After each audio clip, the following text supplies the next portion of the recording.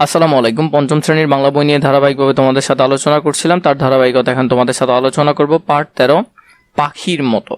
লেখক আল মাহমুদ। তিনি ব্রাহ্মণবাড়িয়া জেলায় জন্মগ্রহণ করেছেন। তার আসল নাম হলো মীর আব্দুল শুক্র আল মাহমুদ। সে সম্পর্কে আমরা এখানে তেমন কোনো ধারণা পাবো না, আমরা ডিরেক্ট কবিতাটা পড়ে ফেলবো।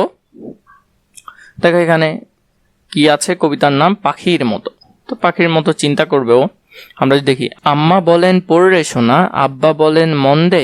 মানে আম্মা পড়ার জন্য বলে যে বাবা আমার পড়ো, আব্বু বলে মন দিয়ে পড়ো। পাঠে আমার মন বসে না, কাঁঠাল চাপার গন্ধে। এক ধরনের বাইরে দেখো ফুল ফুটেছে, এগুলা কাঁঠাল চাপা ফুল। এই ফুলের গন্ধে তার মন বসছে না।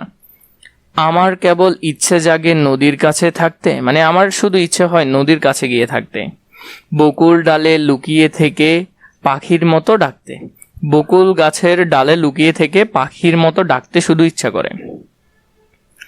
সবাই যখন ঘুমিয়ে পড়ে কর্ণফুলীর কুলটায়, মানে সবাই যখন ঘুমিয়ে পড়ে, নদীর দুই কূলে যে মানুষরা আছে তারা যখন ঘুমিয়ে পড়ে, দুধ ভরা ওই চাঁদের বাটি ফেরেশতারা উল্টায়।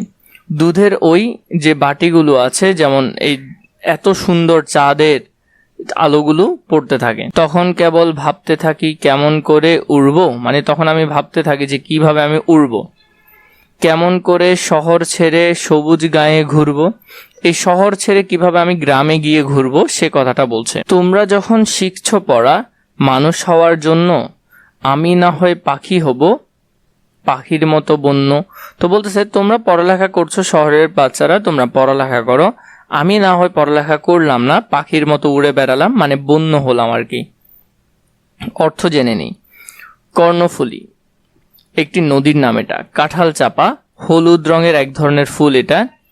দুধ ভরা ওই চাঁদের বাটি, পূর্ণিমার চাঁদকে বোঝানো হয়েছে। বন্য মানে বুনোকে বোঝানো হয়েছে, বন্য বন। এভাবে করে সুন্দর করে কবিতাটা ভালো করে পড়ে ফেলবে।